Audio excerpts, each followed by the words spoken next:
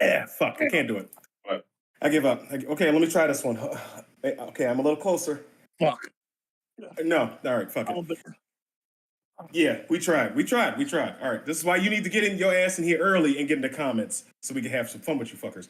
Welcome. Greetings and salutations. It's your boy Trey Proper to another wonderful episode of Gamma Blerds. We in this thing again for another lovely week. Gentlemen, go ahead and introduce yourselves. Your boy Big Herb. Why do you look at me like that when I say introduce yourself? You know I'm gonna say the shit every week. Introduce yourself. They know. All right. So I hope everybody has had a good time off, waiting for things to come in. You know, got to go see the movie that we're going to talk about later. Just had a good week. I'm feeling pretty energized. I got a lot of sleep, got a lot of work done too. But let's get right into it. I have no transition for this first topic. I just know that we don't fuck with this. What was that? You got a shield too? I got it last week. You remember? I told you. No, I thought you had an actual shield. I thought you had that's the popcorn bucket. Stay in your chair. Don't fucking move. Stay in your chair. We know you have the shield. It's never too far away. It really isn't. He's just ready for battle at any moment. Okay. But yeah, so listen, I'm sorry, real quick. If somebody ever breaks into my house, I'm gonna be on the news and they're gonna have to interview them because like who came the door and the nigga hit me in the face with a Captain America shield. It's like he threw this shit at me. We always ready. Anyway, I gotta hang that back up. What is that? Herb? You gonna hit him? You gonna hit him with a piece of foam and a fucking popcorn bucket? Look, if they never see it coming. Go to the corner. Go sit in the corner.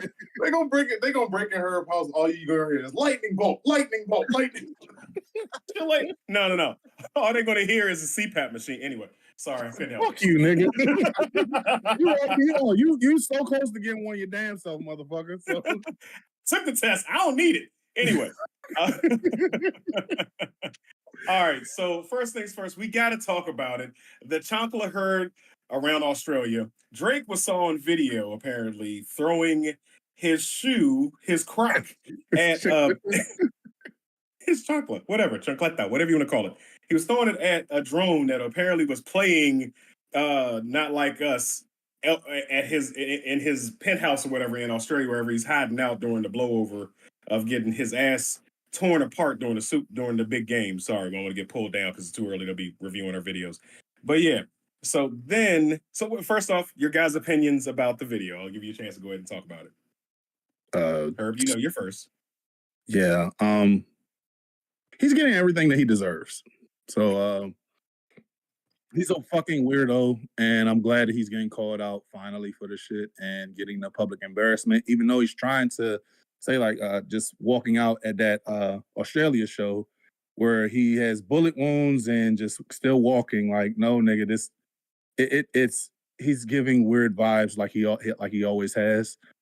I will say this: if it was an actual Hispanic woman with a chancleta, it definitely would have got taken down. I mean, I'm just saying. I mean, I don't know if that's inappropriate to say or not, but yeah, the accuracy is impeccable. My mom ain't Spanish, so she definitely threw a sandal at my head when I was a kid plenty of times. So you ain't got to be just anyway. Yeah, when I saw that little video, I saw the whole thing happening. Again, we live in a day and age where it's like you don't know what's real and what's fake, but also just based upon Drake's track record and the stunts that he keeps on pulling, I looked at him and I was like, this seems like it's fake. And like Herb was saying, when I saw him walking through the crowd at that concert and he had the Luke Cage hoodie with the bullet holes and there was smoke coming out the bullet holes in his back and everything, I'm just like, man, you really want every middle school girl in the world to just feel bad for you, you weirdo energy having dude. Like it's just sad how much it's like, dude, seriously, get some fucking help, man. Go talk to somebody. Go lay on somebody's couch and talk about it. Because you really need way too much attention. Trey. Oh damn! I thought he was going to go longer. I have not seen that video of him walking with the smoke. So I was going to try to not steal it, but look it up real quick. Anyway, I'll look it up in my own free time. I never liked Drake. I never liked him. even back in the old, when he first came out, when he was with Young Money, it was a couple of songs that I bumped. Yes, sure, because I like the bass line, but y'all know I'm not a huge listener to rap. I know I sound stupid when I say that He shit, doesn't but like that hippie hop. that's not what I said. That's not what I said. I don't listen to a lot of things. I'm a rock and roll guy first and foremost. I listen to that. But also I don't know people's names. So don't ask me who the fuck is my favorite. Fuck you. I don't care. I like listening to music because it makes me feel a certain way. Drake was not one of those people that made me feel that type of way. But his well-known track record, I'm surprised we don't have anything coming up with him in the Diddy case. I'm surprised we don't have him, like, more people coming out, yet.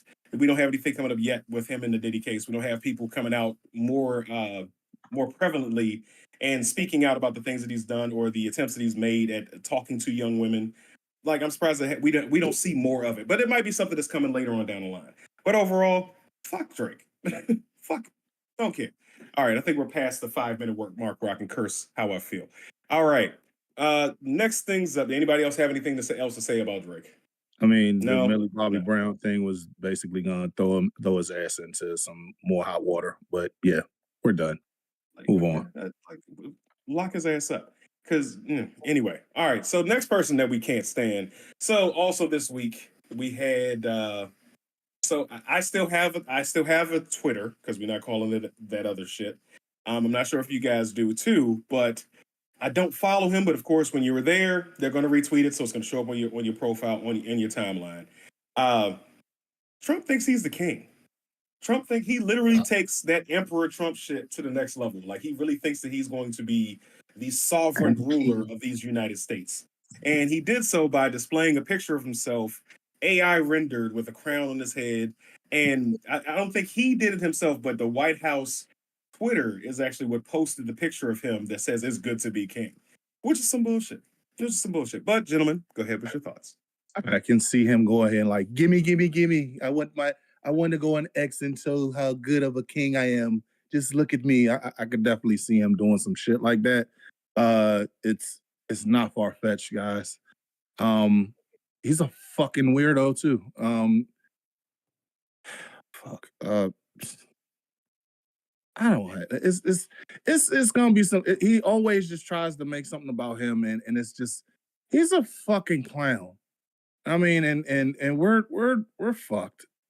I literally have nothing else to say because he's gonna do some shit outlandish next week, and it's gonna be like, oh, he did this shit too. He did this shit. He did that shit. He's a fucking clown. Rick, anybody know what a blitzkrieg is? Yeah. Anybody know what that is? Yeah. We are in the midst of a political blitzkrieg. There's literally something that happens every other day. If it's not Elon and his little squad of racist boys, it's Cheeto Hitler and his whole group, and everybody just constantly bombarded with everything. And Vice President Trump feels like he's a king, but also at the same time he's being cucked. He's being cucked by the true president right now, constantly, Elon. Like, Elon had his little boy in there wiping boogers on the Resolute desk and making faces and giving fisticuffs to Trump. But I mean, again, it's the same thing. It's more the same thing. It's more of what I continuously talk about every time we talk about politics over here. This was laid out for everybody. Like, they weren't hiding it. Like, he was disavowing and saying that, oh, I don't know anything about Project 2025. I'm not going to do the voice because imitation is a form of flattery. So I realized that I'm not going to do an imitation of him. I'm going to just do something else ridiculous because I don't want to flatter or even encourage the vice president of the United States right now. But no, yeah, every rally, every speech, anything, they would throw out hints, would throw out these jabs. He even said that if you elect me again, you won't have to worry about elections in the future. We are in the middle of an oligarchy. like the funny thing about it is, the crazy part is all of these people consider themselves to be like the MAGA followers and all that shit. They consider themselves to be patriots. And meanwhile, they just keep disavowing everything that we fought against with the founding of this country. We fought against having a king and an oligarchy and all of that stuff. And these people are falling right in line with it. We're supposed to be against tyrants, and they love a tyrant. Like, we're supposed to be for religious freedom. Like, that was one of the principles that this country was founded on, and they're against religious freedom. It's the weirdest, most just kaleidoscopical shit I've ever seen in my life. Like everything is just turned any which way, and they just keep falling in line with it. I don't have a Twitter anymore. I got off of Twitter because I know that's one of the things that his base uses, and I won't be supporting anything that supports him or his base. I've stopped shopping at Walmart. I've stopped shopping at Target. Amazon is hanging on by a thread. It's gonna hurt, but Amazon is hanging on by a thread. I don't fuck with McDonald's. I don't eat Chick-fil-A. Listen, I'm getting rid of shit every other day to show that I am not supporting these people in this nonsense. So it's just it's troubling the world that we live in and the shit that people tolerate. Like they just accept it. They just accept it. And then the regular news media is force feeding you this shit. They remember there was a time when you could call out a racist for being a racist, and now they say they have troubling views. Like this motherfucker, the president of the United States did a Nazi salute twice. And yes, I know what I'm saying. The president of the United States did a Nazi salute twice, and they're just saying he has problematic views. Fucking the only person who's been censored for his racist and backwards ass views is Kanye. He's the one who stepped out of line and they had to revoke or suspend his Twitter for a little while. But they only did that because he's black. The rest of them are just out here running rampant. And we really have to start calling these people on their shit. I don't care if you feel like you don't have a big enough voice. I don't care if you feel like you have enough following or anything. We cannot stand for this shit. Regular people have to take back the power from the people that we elected. Right? That's the beauty of our system. That's why our system is the way it is. The power is in our hands. Everybody just gotta stop being so goddamn lazy and afraid and speak up and fight back. I agree. And that's why we're voting for you in 2030. That's all hell, Rick. No. We're not doing that. I'm not doing that. Damn. This nigga. All right. And for anyway, in case he pops in, because he might have, because we got a little heated last week about the whole Doom thing. The irony is not lost on us that we're having this conversation right now. So, damn, I'm beating you to the punch. Shut up. I'm about to say, he's already tired. If he's in here. Anyway, but transitioning over from that, because we all our views about the whole administration right now is not news to anyone out there. But transitioning over to another person that thinks they are the emperor of WWE, The Rock made his appearance on SmackDown last night. He came out, and it was, of course, to much fanfare on social media, on various platforms. It was like, The Rock's going to be on SmackDown tonight. The Rock's going to be here. He has an announcement to make. Initially, the announcement was, hey, WrestleMania is going to be in New Orleans next year.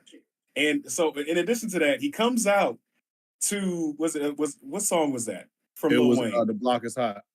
The block is hot. God damn. It's not that I never heard the song before. I heard that years ago. But he comes out to that mixed in with his intro. So I guess Lil Wayne's going to get to perform and we get to see him for WrestleMania. That could be the thing. I mean, hey, they'll be in New Orleans. It might just happen. You ain't think about that? Well, I heard something about Drake might actually perform at what's the name, at WrestleMania 41. So I'm going to ignore that for right now.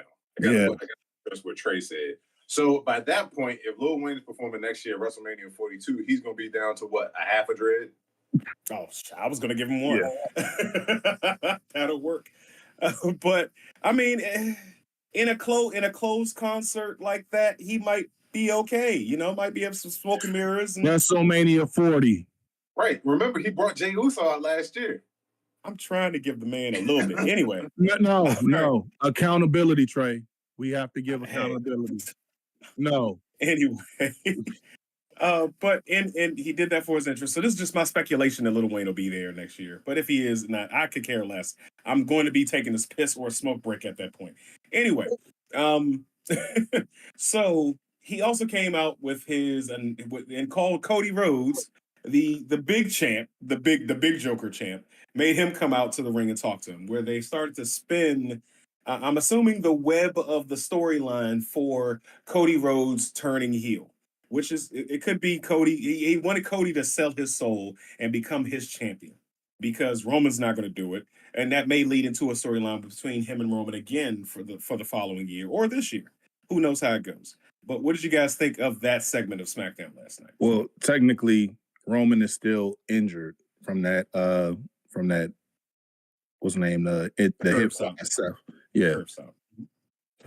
I sat there and I don't know if you guys was looking at it the same way I did. I sat there like, what the fuck is this? Like, he could have just said, I want you to be my corporate champion and just ended this whole entire, well, I want you to go ahead and be my champion. What do you mean? I'm not my champion. What do you mean, my champion? Just say what the fuck you mean. You want me to be corporate champion?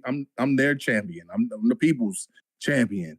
I want you to sell me your soul. Like, it was stupid. It was like, dude, like you at one point we really did look at you as like you were the promo guy for WWE at one point in history.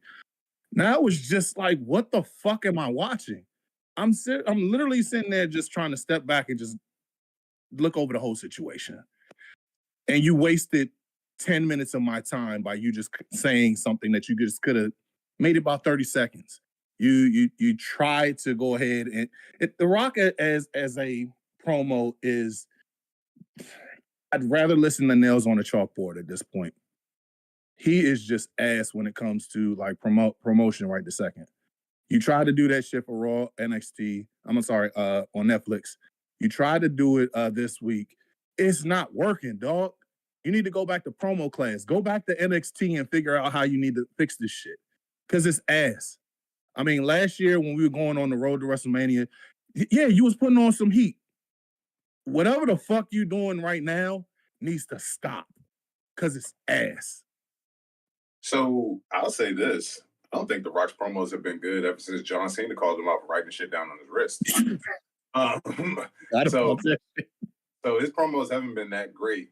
Also, like, so the pandering with the block, with coming out to the block is hot. Like, that was the first thing that annoyed me because I'm just like, all right, what are we doing? Like, are you going to be heel or are you going to be a face? And he comes out and he panders to the crowd and he does his khaki-colored nigga thing. And then it's just, hey guys, WrestleMania 42 is going to be right here in New Orleans, Louisiana. Then he starts singing, oh, when the Saints go marching in.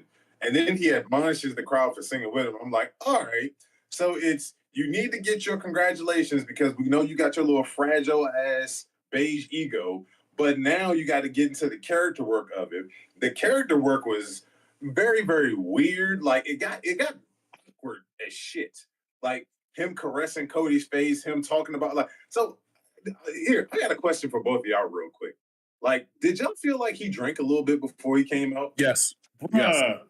Yes. Like I'm looking at it, I'm just like, this is me from back in the Blerds and whiskey days when we would have a show that would run on for too long and I'm finishing a bottle. Like that's the way I felt. Like he's rambly, he's off and on the tracks, he's having them break their necks to pull up pictures and shit that they might have had and they might not have had. It seemed very disjointed. But then, so the promo was okay. I don't hate it as much in retrospect, and I'll get back to why I don't. My problem was the press conference afterwards. Because we all know that kayfabe is dead, but also for you to come out and say, all right, that was the final boss out there talking. This is Dwayne Johnson. This is everyone's friend. And do a press conference afterward and just completely say, oh, well, we're at a place in wrestling right now in storytelling where it doesn't have to end in a match. We may not be teasing a match. It may not even happen. We're just on a journey right now. What are you doing? What the fuck are you doing? So for years, I've been talking about how I don't like Dwayne and how I don't agree with a lot of the things he does. And I love to be proven right. Like, I love it when someone comes out and they just prove me right. He is a jackass. He is a big, fragile ass jackass. And it shows all the time. The only reason we are getting this, the only reason he is stepping into Triple H's plans is because a couple months ago, the story came out that he won't be at WrestleMania 41. And he goes on Twitter, oh, don't believe the dirt sheets and I'm doing this. And now all of a sudden, now you're gonna come and kick your way into this. Who knows what the hell is gonna happen? But also but also the reason why I said this promo was okay is because, and we talked about this before before we went live. The build up to WrestleMania 41, has been a little bit mid, in my opinion. It hasn't had the intrigue into it.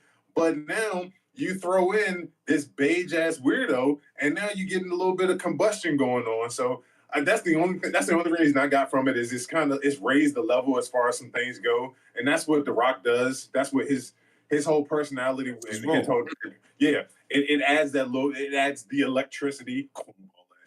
It adds that electricity to it.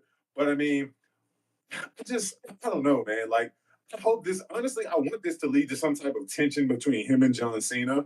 Or I also heard something where someone pitched one of the British wrestling shows. They pitched an angle where instead of Cody accepting, Cody rejects it, and then John Cena accepts it because remember, Cena hasn't won a match in years. Ooh. He's desperate right now.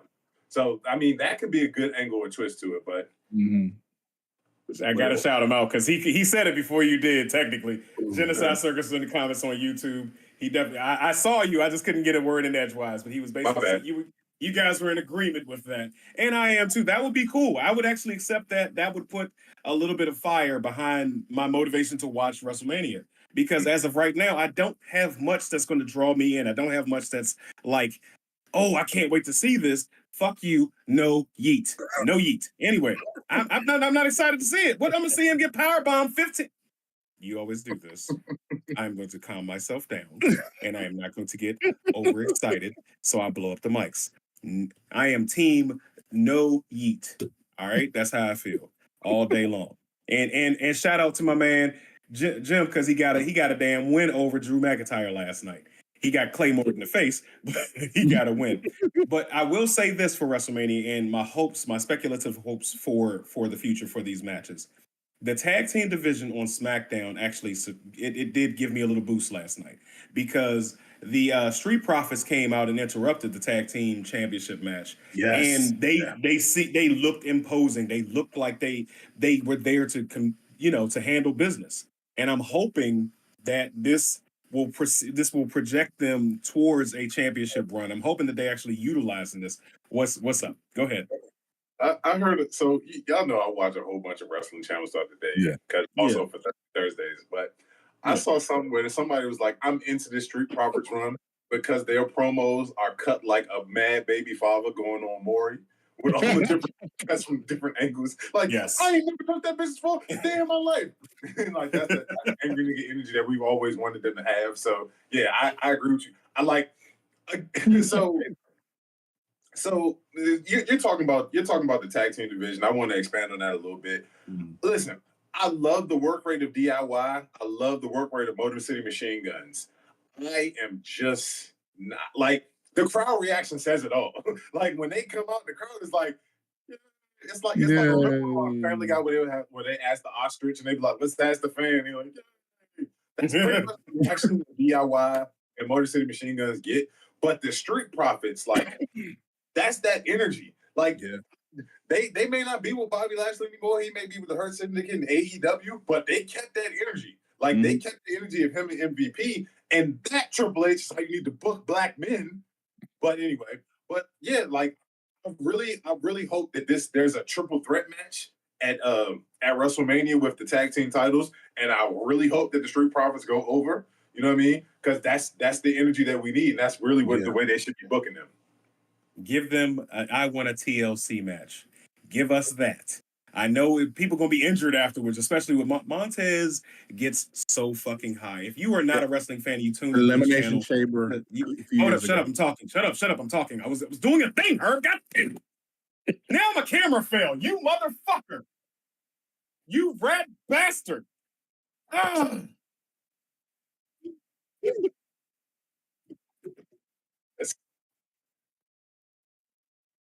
Anyway. Anyway. Like that, drop a like. Drop a like. Fuck it. I just hope that they get I want a TLC match. I would love to see him hit the frog splash from the top. Well, not the tallest ladder because he would die, but the hype that he gets. What I was originally saying was that if you came here to talk about comics, we'll get to that in a second. But we're talking about wrestling for right now. Montez Ford is somebody you need to watch. Go on YouTube, look up him, Street Profits matches, and look at his frog splash. I dare say he's the highest frog splasher in wrestling that I've seen so far. That I've seen. I know there may be somebody who gets him higher, but that man gets some hype. So, Yeah. but go ahead. He gets higher than Too Cold Scorpio, and Too Cold Scorpio used to get high as shit. Yes. So like Yes. I haven't seen. I've been watching wrestling for a very, very long time. You can tell by the gray in my beard, but I've never seen anybody that gets up as high as Montez. Like it's kind of crazy. Trey, don't shut up. Shut up. We all see that big ass Santa Claus streak you got. So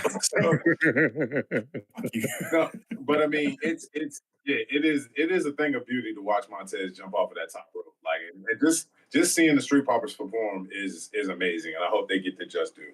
Yeah. Trey had to drop it like it's hot. Really? Damn, a Blerds moderator. But yeah, so that was the highlight of the night. Fuck The Rock. I don't care about him and Cody until they develop something more tangible. And one question. What did you think about the main event last night with Solo and what's my man's name? Damn it. No, my man's last name. Jacob Fatu. Jacob Fatu. Yeah. If you see these Braun Strowman, help me out, nigga. What you think about the whole? You think I'm gonna help you out after you ruined my fucking conversation that I was having earlier? No. Anyway. No, seriously. All jokes aside, what do you guys think about the main event? How it looks like Jacob and Solo is going to be clashing at WrestleMania? Jacob should have been put in the Elimination Chamber. Point blank simple. He should have been. I'm not saying he should win. He should have been put in that Elimination Chamber. He would have changed the trajectory of his career with the match there of that magnitude. He would have put everybody over. They would have to have combined forces to eliminate him, but he would have been that much. It would have been likened to Shayna Baszler in the Women's Elimination Chamber about 4 years ago, where she wiped the floor with everybody. She did win that, but it would have been a decisive. They would have had to join forces to beat him. It's that simple. He should have been in it. Him, John Cena, Seth, like they would all have, like, and let him be the last person, and it's a hard fought battle. That's what should have happened. Keep on.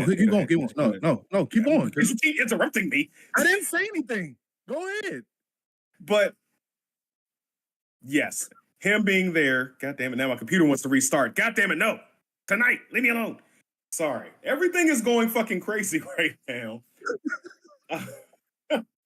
But so last night is disappointing because I'm like, I don't want to see him and Solo at Elimination Chamber in a Ula Fala match or whatever. I don't want to see that. Tribal combat. I don't want to see that shit. Like, no, we know that he's objectively a better wrestler than now I can't think of his fucking name. Oh no. Solo. He's a better performer. And even his I'll give him this much. The promo before the match, walking out, and Solo starts talking, and Jacob just like, no, fuck that. And goes into his own promo. And Stan cuts him off like this, yada I mean, and goes into the match. That chef's kiss. But something like someone who has that much gravitas and that much moving power as far as the audience entertainment needle needs to be put in something like a big match. Going back to the Street Profits, when Montez was put into the Elimination Chamber where he climbed up to the top and he went off the top, I didn't expect him to win, but he showed his ass in that match. And he should have gotten a bigger push after that because you felt the energy, you heard the crowd pop, you saw his reaction to him. We should have used him, but of course that was in the Vince days. Now you have this weapon. We need to start pushing him seriously, and it may be a slow push because I know Triple H likes long storytelling, but Elimination Chamber would have been a perfect vehicle to elevate that man. That's how I feel about it. I can't wait for the day when we get a triple threat match of Jacob Fatu, Braun Breaker, and Obafemi. Oh my God. Bruh. Oh my God.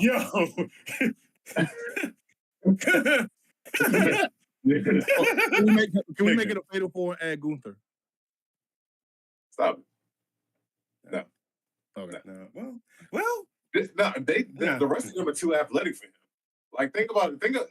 Every time you think about putting Walter in a match, thought you had me, but you didn't. Every time you think about putting Walter in a match, I want you to think about him coming off the top rope and how it's not jumping, it's falling. Like Bronson Reed is my suing copyright infringement for fucking up the tsunami. It's so bad. It is so bad. I saw the playback of my camera falling. I'm sorry, I was distracted. Anyway, fuck you, Herb. But yeah, so anyway, moving on to our next topic. So I'm a little disappointed this week. So we're talking about Invincible. This was episode 8, or it was episode 6, I think, that we got this week. That was 5. Was it 5? Was it 5? Okay, I'm a little off.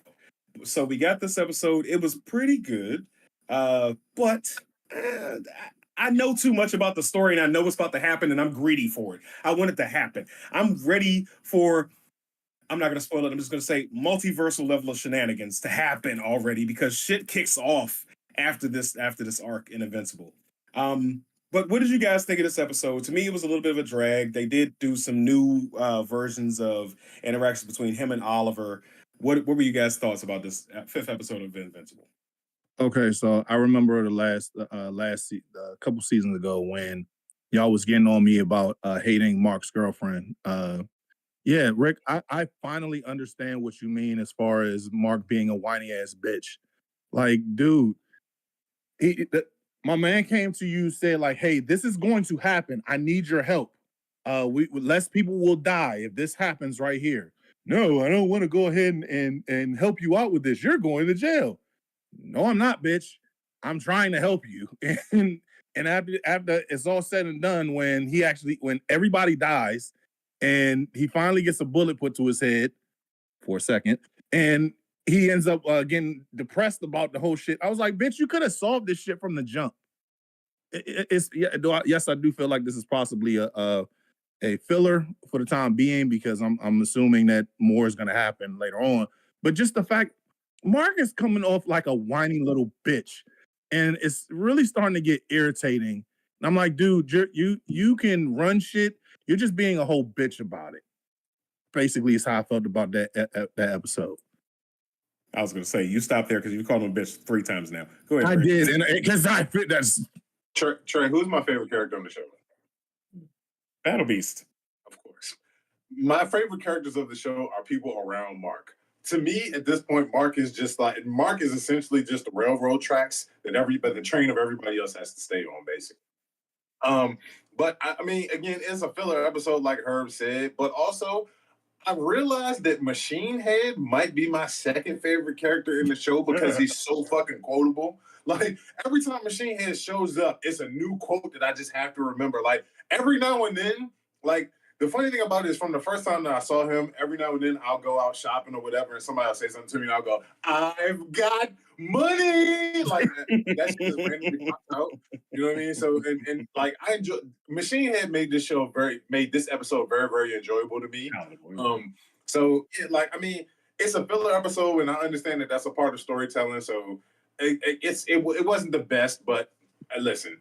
There are certain characters that I know about also that I'm just waiting to show back up.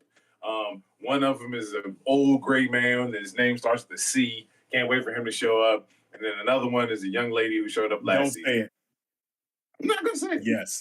No. I was talking about Genocide Circus. He already trying to spoil shit in the comments. Don't say. We don't want to spoil it for people who have not read the comic. So, yeah. All I say, shout out to Robin from Comics Explained. Go there to check out if you want to be spoiled. I'll say that much. So, would you say what? I said Rob has a 5-hour video on Invincible. Yeah, and I'm like, and he does a damn good job of it. Yeah, I'm about 45 minutes in, and I want a Rob Core ring so bad. I really do. I'm not even gonna fake. I would be a fan. I would be a total fan. I'm gonna say this too, by the way. I did, after a conversation we had last week, I did make sure that I reached out to Rob and Blerd. Can we do this behind the scenes? Can we do this behind the scenes? We gotta do this on the air. I want to try to get them more here. There. Yeah, no. Let's do this behind the scenes. Damn, Herb, it's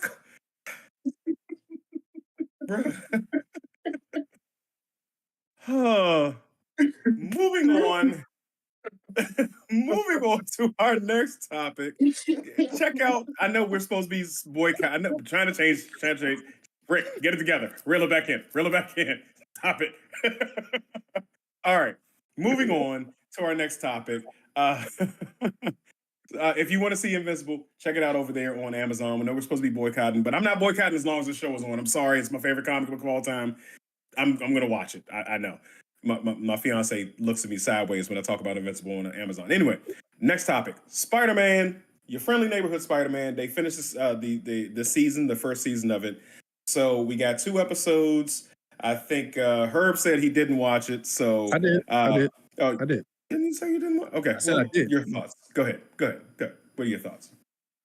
I like how they ended off this season. I like how they have Tombstone coming around. How he got his powers. I did like the final fight between those two. The one thing that I was like, wow, how they set it up. Going into the very last episode where they went back in time to see how Peter got his powers was actually kind of dope to me.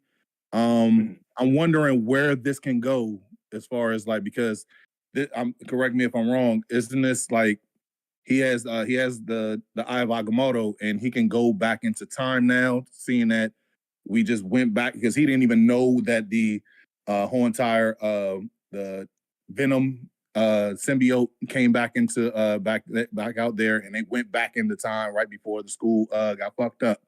So I'm actually interested to see what they're gonna do with that, because you don't just put this out here and then we're not gonna visit this shit for another couple seasons or whatever. I'm very interested to see how that's gonna go down. Oh, we're gonna get symbiotes next season. That's simple. But I'm talking about the time. I'm talking about going back in time. Like that's what I'm talking about. So the funny thing about it is the symbiote is what actually caused them to go back in time. Because Strange opened up a portal, but then the symbiote punched the Eye of Agamotto, and that's what turned it into time traveling or whatever.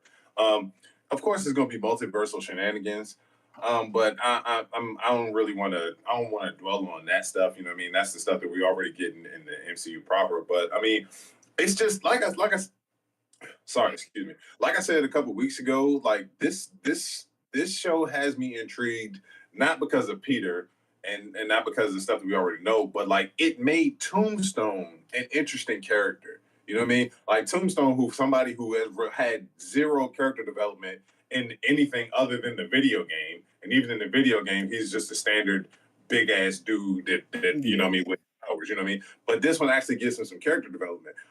Even Scorpion and him essentially being a Latin king, like this is a very interesting version of Scorpion, you know what I mean? So like I enjoyed that. I'm interested to see where Nico goes, because like when Peter said no more secrets and she like looks at her amulet, like, I'm a runaway dude. So I'm very interested about that. And again, this is just this goes along the lines of Invincible for me. It's just like, oh yeah, I know Peter's right there, but also these other characters over here are interesting as shit. Daredevil and Finesse, like where are we going with that? Like Daredevil has his Agents of Hell's Kitchen apparently, so like I'm very interested in that. Dr. Octopus, with instead of just having the forearms, he's got 8. Like, what's going to happen here? Like, I know about to fuck some shit up real bad. So yeah, I mean, it's not my favorite Spider-Man cartoon because listen, Into the Spider-Verse got me out here like a crackhead. Like, when the new movie coming, baby? I need it. But this as far as this character development and the way that it's presented these other characters, it is a nice little. It's a nice little hors d'oeuvre to the main feast of whatever is coming next. So I mean, it's enjoyable. Will I go back and watch it? Who knows? But you know what I mean. It's enjoyable. It's about the same as What If for me. It's something that I'm gonna remember it because it was something new. It was a different take on a few things, but also it's not necessarily my favorite. So it's I give it a 3.5 mini tacos, a 7. Yeah, I forgot about that rating system that I created a few episodes back. I did.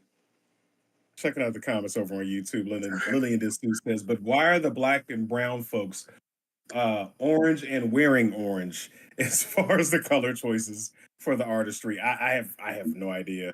I can look past that. I know that's me saying that, looking past stuff like that, but I look past it and I watch the show. So it is a very wrong artistic choice. I don't know why they did that. It's just, dude, are you wearing clothes? Small orange jumper. The fuck? It's a problem. It's a problem. I enjoyed the last episodes. Go ahead. No. Please, Finn. I can hold my point. Genocide Circus says camouflage. Shut up! Goddamn! I enjoyed. I missed you, Horace. I missed you. I ain't even gonna lie. I missed you. All right. I enjoyed the. I was about to say I enjoyed the camouflage. Fuck. I enjoyed these last two episodes. I love this rendition of Scorpion. This is basically from the MCU Spider-Man, the same Scorpion, the guy who had the Scorpion neck tattoo in Far From Home. Homecoming. Or was Far From Home. That's that Scorpion.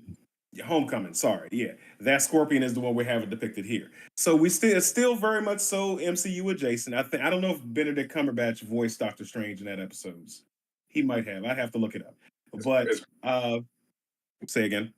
No, I was gonna say it's probably Ross Marquand, because anytime somebody can't show up, they just have him do the voice. Facts. So that could be it, because even the Iron Man sounded off. I know that wasn't Robert Downey Jr. Now, yes, I agree with Lonnie. Sorry, I'm backtracking through everything. My brain is all over the place. The symbiote. That's what it is. I think that we're going to get symbiotes next season. Hell, and they're going to try to fast track Carnage in there because somebody's going to be having a hard on for fucking Carnage. This is still Spidey in high school. Like maybe it will fast track to his senior year. Everything that's happened, and they'll still be adjacent to the MCU, and we'll see an older, more involved in his Spider-Man career, Peter, say from 16 to 18. We have a time skip. We already have those because we've been doing Spider-Man for 20 years in live media since Tobey Maguire. Everybody knows the origin. Everybody knows what happened. Everybody knows how the story goes. Like you said, we need to start developing these ancillary characters, Sony, before we start giving fucking movies to them. Don't give me a fucking Scorpion movie. No, develop these characters. Next season, show me Scorpion's development to him mutating into a real Scorpion or Scorpion-esque skin, and how that's affecting his home life. Show me a real Rhino, the guy who was trapped in the fucking Rhino suit and can't escape because he'll die. Show me those aspects. I hope the little kid with the pomade in his hair that's in Peter's class is actually Michael Morbius as a kid. I'm really hoping that. There's one kid, if you pay attention, he seems like he could be an Eastern European type dude. Mhm. Let that be the development of Michael Morbius, akin to the 90s Spider-Man cartoon where they were involved in the same thing. Give me more of that. They're on to something great. This can be the vehicle to fill in the plot holes when we have our live action Spider-Man, if you want to do so, because you can still make this stuff tied directly into the MCU. So age them all up, moving on, filling the blanks between him and the Tom Holland vehicles. Go ahead, Rick. Also, like I said when we first talked about, when we previewed the show coming out, Coleman Domingo, you are just the absolute best. Yeah. Him talking to Otto in prison is just like, oh, you treacherous. It's just a evil motherfucker, you. I'm not gonna touch that. I'm looking at it and I'm like, I really, really, really need him to be the real Norman Osborn in the MCU. And also, my point I was also about to make about the orange skin, they were taking that hair of wool and skin of bronze thing a little bit too far. So that's clearly what they were talking, what their motivation for the show was. Also, just wanted to go ahead and say real quick, just looked up on IMDb. Robin Downs played Doctor Strange, and also Bulldozer was played by Big E. Yeah. Really? Oh, I didn't know that. Yeah. And I forgot about that. He said Bulldozer, and I looked. Wait a minute, that's a wrecker. Oh shit. So I did geek out a little bit for that. That's another. We get the Wrecking Crew. The Wrecking Crew. You know what? If they have an open call, I will get in shape for that. I will be fucking Bulldozer. I will do that shit if I could be the Bulldozer. Just 5 seconds. Hold. What is he? He has a sledgehammer, doesn't he? Yes. Bulldozer has a sledgehammer. I think so. So the Wrecking Crew, if you don't know, they are people they were criminals who obtain the powers of Thor basically from they got their weapons and their work tools like a crowbar, sledgehammer, a chain and ball. They all got imbued with the powers of Thor. If you're not familiar, but go ahead. What were you about to say? They got their hands on Asgardian tools, but also the Wrecking Crew was in She-Hulk episode 3. Yeah, they were. Yes. Go back and watch. She-Hulk again. Mm-hmm. Dude, that show watched me more than I watched it. I ain't even gonna fake. I'm sorry. It did not do anything for me. Checking out the comments over on YouTube. Genocide Circus says we already had Rhino and Craven. Shut the fuck up. I just said I missed you. Now you have to shut the fuck up. Big wrench man, big wrench meat. Big wrecking man, big wrecking man. Yeah, I'm so mad I even read that wrong the first time and the second time. All right, so that was Spider-Man. I'm looking forward to season 2. I will be watching. Moving on. So speaking of the MCU and these MCU adjacent items that are being released this year, March 4th, we are getting Daredevil Born Again. So this is going to be the continuation of the Netflix series. They're bringing just about everybody back. I think we've got Frank Castle. We've got Vincent D'Onofrio's coming back as Kingpin. Of course, we saw him in Echo and what happened with that. There may be some more guest stars that they haven't announced, like Luke Cage, and we might get. So this was my theory. I'm gonna let you guys talk, but it's my theory because they did announce that we have Kamar de los Reyes playing White Tiger. White Tiger was fighting with Shang-Chi, so we might get. I'm sorry. The guy who played White Tiger passed away. I said R.I.P. Yeah. Yes. Sorry about that. I forgot about that part. But we should get him and Shang-Chi in a good old fashioned kung fu fight. I still gotta watch Love Hurts. I forgot. Sorry, my brain's going everywhere. But we could have a guest star of Shang-Chi coming into Daredevil as well, because he's also one of the Marvel street level heroes that stays around Hell's Kitchen and everything. And it should be. I'm excited. I'm excited. So, gentlemen, go ahead. Tell us what you think about the show coming up. I'm actually interested to see how this whole entire dynamic with Kingpin is going to be, seeing that he got his eye shot out. I'm interested to see where we take place, because if I'm not mistaken, didn't it end off as like he talking about Daredevil pretty much got what? Go ahead. Go watch Echo. Yeah. Okay. No, so I'm saying go watch Echo because some of the questions that you have are answered literally right in Echo. Like his eye, he got his eye back. Also, Echo ends basically where this show is going to pick up off at. But please continue on. No, that's just thinking about how because I got to rewatch the last season of Daredevil, because correct me if I'm wrong, didn't he faked his death? Talking about no, hold on a sec.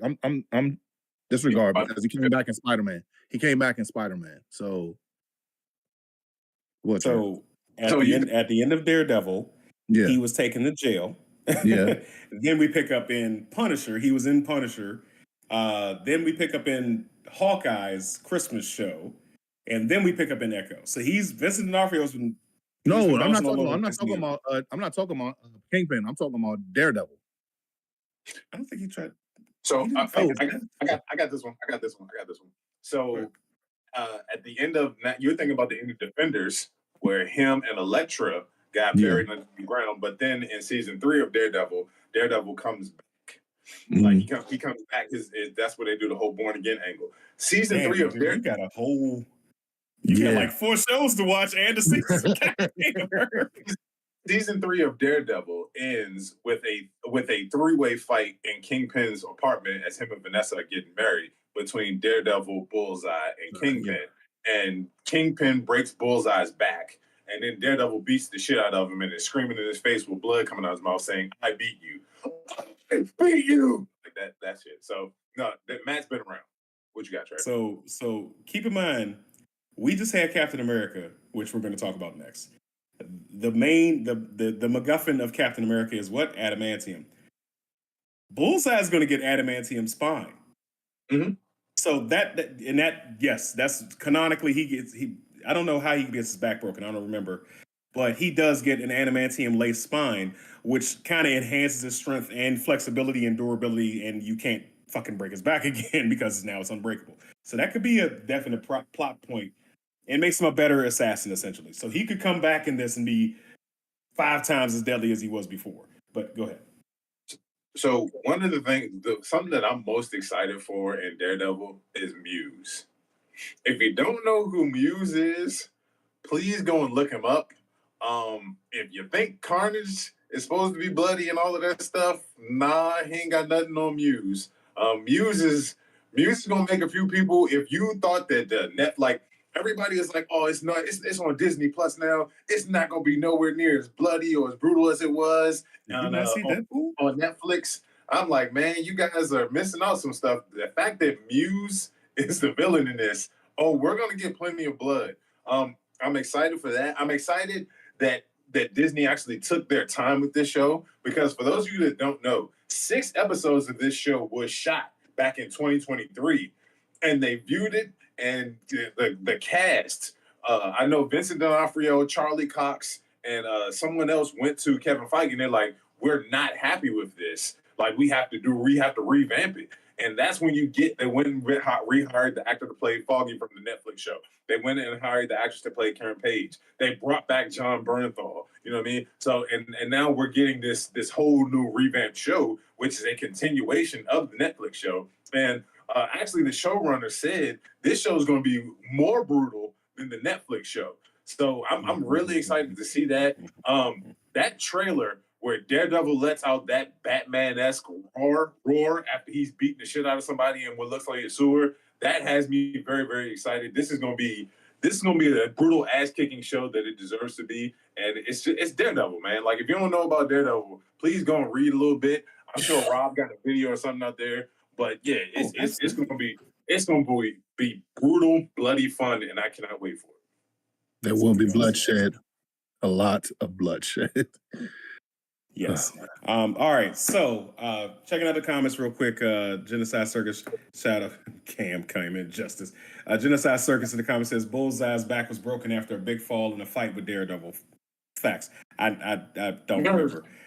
Yeah. No, that's what we do here. I'm happy.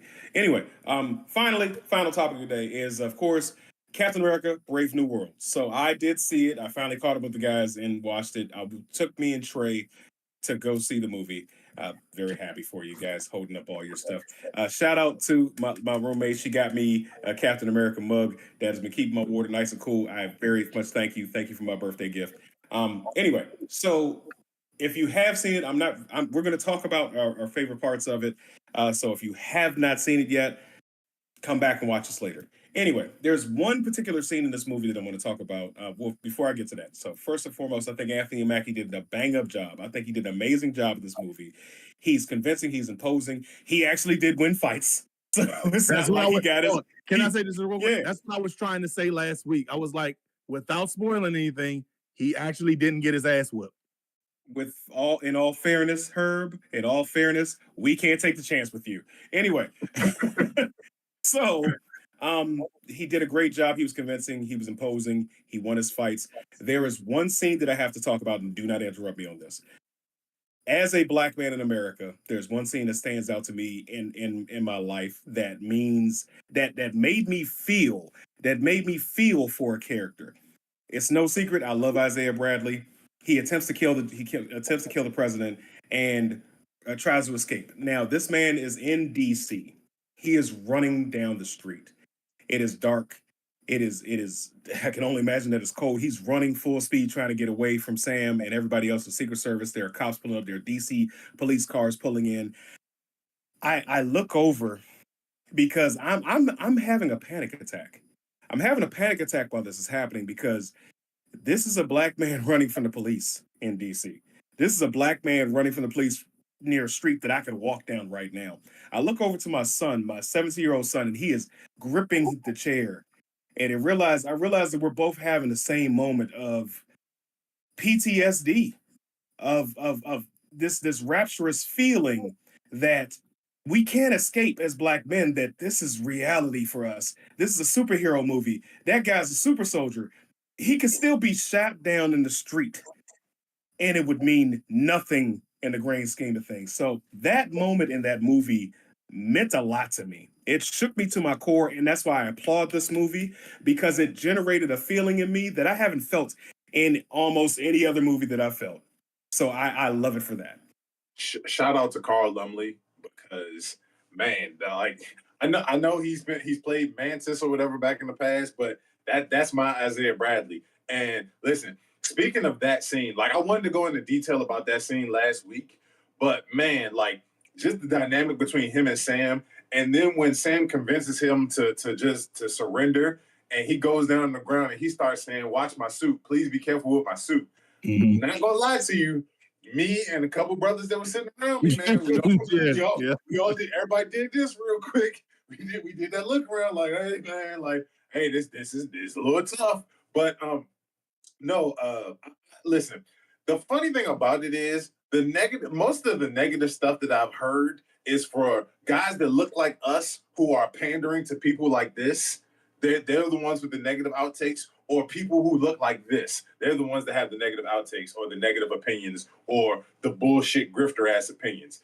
But us for the most part, again, we everything ain't gonna be in game, y'all. Mhm. Everything is not going to be in game. Everything is not going to be Infinity War. Like everybody forgot that Thor: The Dark World and Iron Man 2 and other stuff is out there. You know what I mean? Like it's not all going to be bangers, but everybody has this hot take because it's so cool to hate on the MCU right now that everything is shit and all of it's bad or whatever. This is I said it before. This ain't my favorite Captain America movie because Winter Soldier is just on the next level. That's still my favorite Marvel movie, period. But this is a damn good movie, and this is something that I will rewatch time and time again. This is Anthony Mackie. Like the fact that they let my boy get in there and actually scrap, and he was beating ass. Yes. Like I'm talking about beating ass. And I'm sorry, we're gonna do a little bit of spoiler. It's a week later. The part with him and Sidewinder, where Sidewinder stabbed him, and he was like, "Oh, what you gonna do without your wings?" And he's like, "I'm just a little bit meaner, bitch," and boots the shit out of this dude. Like I was like, "What the fuck I'm talking about? Put that thing in his place." Like, look, dude, man, like. I keep saying you need to get out to the movies and go see it again. I'm probably gonna try and do that either tomorrow. I'm gonna try to do that tomorrow, real talk. But yeah, I love this movie. Like it's very, very enjoyable. And for all of those people who are saying not my Captain America, hey man, shut your ass up because that's not my president. Because listen, he's not the Falcon. He's not Black in America. He's not Black Falcon. He's Captain fucking America. I thoroughly enjoyed the movie. I loved how. Let me see. My only no. My only gripe with this movie was that I feel maybe it's just me. It didn't go deeper into like, hey, we're gonna go down into actual Captain America talking about his story. I feel like it more so was just like, hey, we're gonna try to protect what's the name? Get the adamantium, and that's it. I feel like we never really got the check back in on Sam from Falcon and the Winter Soldier. Like what happened with his family? Like that's the only gripe that I only have with this movie. And it's not even a big gripe with it. Because I thoroughly enjoyed this movie. Like we said before the show, and like you just said, this wasn't Winter Soldier. This was definitely a good movie, though. We can't discredit it. It was very put together. I love the storyline. I love the action. Starting off in the first 5 minutes, going down there and just whooping everybody's ass by itself, and then finally we get to see Falcon come in and do his part, getting the adamantium. I thoroughly enjoyed this movie. I can't wait till this comes to Disney Plus to where I can continuously watch it over and over. Then again, I do have the AMC A-list, so I might just check it out sometime soon. Hey, but no, it was was definitely fun. It was a joyride. What's his name? John Carlos Esposito. I think he did a phenomenal job as Sidewinder. Yeah, I can't wait to see what's next, especially with the adamantium in what's the name in the ocean now.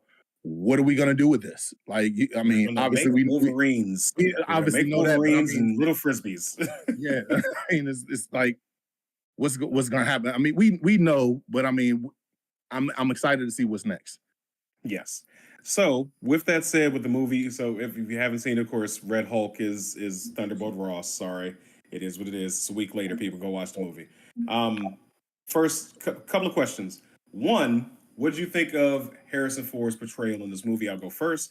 I think Harrison Ford was a fucking tour de force in this. I think he showed his ass. He was.